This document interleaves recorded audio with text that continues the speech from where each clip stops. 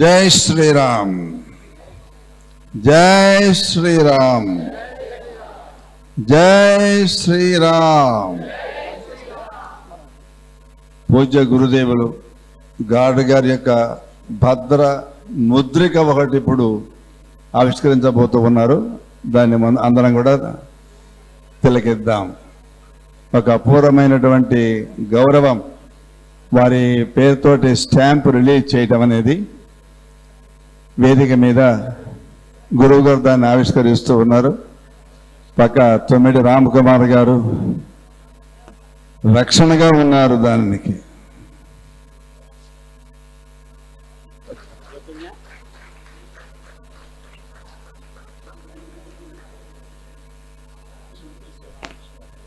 జై శ్రీరామ్. ప్రియ బంధువులారా, గాడ్ గురుదేవ్ గారి యొక్క 89వ జన్మదినోత్సవ శుభ సందర్భంగా మేము ఒకటే ప్రార్థన చేస్తాం. వారు శతవర్ష శేఖరులు కావాలి. ఆ పైన భగవద్ రామానుజుల లాగా 120 సంవత్సరాల పాటు ఇదే రకమైనటువంటి ఇంతకంటే మించిన సమధికోత్సాహంతో మనల్ని అందరినీ కూడా తన అనుగ్రహ వీక్షణాలలో కటాక్షిస్తూ ఉండాలి అని ప్రార్థన చేస్తున్నాం. ఇవాళ బ్రహ్మోత్సవం, ఇది వెదురుబాక బ్రహ్మోత్సవం అంటే గాడ్ గారి యొక్క జన్మదినోత్సవమే. అద్వేష్ట సర్వభూతాన మైత్ర కరుణయేవచ నిర్మమో నిరహంకార సమదుఃఖ సుఖక్షమి అని. ఎప్పుడైనా అనుకుంటాను ఎవరినైనా వారు చిన్న మాట అంటారా అని. ఆయన జీవితంలో నాకు 20 సంవత్సరాలు చూస్తున్నాను.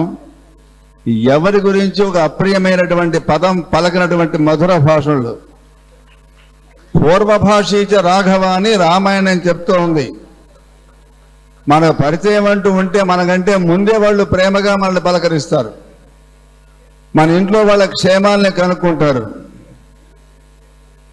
రామాయణంలో ఒక విషయం ఉంది. లక్ష్మణ, నీలాంటి తమ్ముడు, మీ వదిన లాంటి భార్య, భరతుడు లాంటి సోదరుడు నాకు తోడైతే నాకు ఈ నగరవాసం కంటే వనవాసమే బాగుందిరా అంటాడు ఆయన. అట్లా మా బాబిరాజు గారు తమ్ముడుగా, బాబీ గారు ఒక అద్భుతమైనటువంటి పుత్రస్థానంలో ఉన్న సేవకుడుగా, మా సునీల్ కుమార్ లాంటి నిత్య నిరతాన్నదాత ఆయన. గూడూరు పేపర్ తీస్తే కనపడేది ప్రతిరోజు తది ఆరాధనే, ప్రతిరోజు అన్నదానమే, ప్రతిరోజు ఎవరికో సేవ చేయటమే.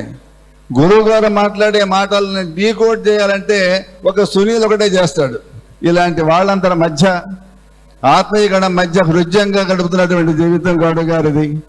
అలా వారు ఇలాగే 120 సంవత్సరాల పాటు ఉత్సాహంగా ఉండాలి, మనల్ని అనుగ్రహిస్తూ ఉండాలి అని కోరుకుంటూ ఉన్నాను. విశ్వధార్మిక చూడామణి అని చెప్పి ఆయనకి బిరుదు. ఆయన సర్వప్రవరుడు. నాకు ఆశ్చర్యం, ఇవాళ శ్రీరంగం నుంచి వచ్చినటువంటి శ్రీరంగ వాసనే భూయా నిత్యశ్రీ నిత్యమంగళం అని మా పరాశర భట్టల వారు వేయించేయటం.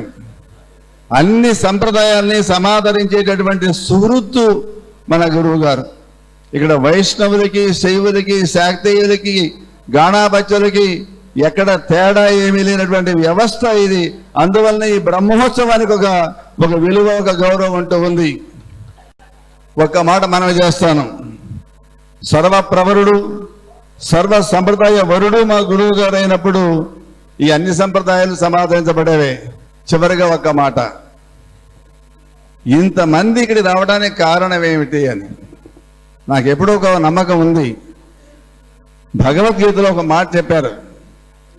యజ్జత్ విభూతి మత్సత్వం శ్రీమదూర్జితమేవా తత్తదేవావగచ్చత్వం మమ తేజోంశ సంభవం అని.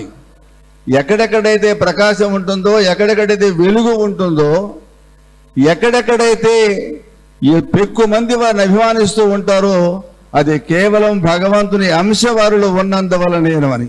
అలాంటి దైవాజ సంభూతులైనటువంటి గాడ్ గురుదేవులు ఇలాగే వర్ధిల్లు ఉండాలని కోరుకుంటూ చివరిగా ఒక్క మాట.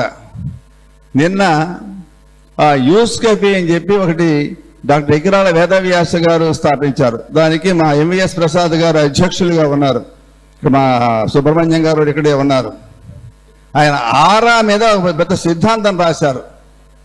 ఇంతమంది ఇక్కడ ఉంటున్నప్పుడు ఎవరిలోనైనా సరే ఒక ఆరా అంటూ ఉంటుంది. ఆ ఆరా ఉన్నందువల్ల పక్క వాళ్ళకు కూడా అది ప్రభావితం చేస్తూ ఉంటుంది అని. అంటే సత్సంగంలో ఉండేటటువంటి పెద్ద ప్రయోజనం ఈ అనుష్ఠాన పరులు, వీళ్ళ మహానుభావులు, పుణ్యాత్ముల మధ్య మనం ఉన్నప్పుడు మనలాంటి వారికి కూడా శుభాధిక్యత కలుగుతుంది. విశేషించి ఘాటు గారి సన్నిధిలో ఉన్న వాళ్ళకి అన్ని మంగళములే లభిస్తాయి. శ్రీరామచంద్రస్వామి అనుగ్రహ ప్రసాదం వల్ల అలా వారు నిత్యశ్రీ నిత్యమంగళంగా ఉండాలని కోరుకుంటూ జై శ్రీరామ్.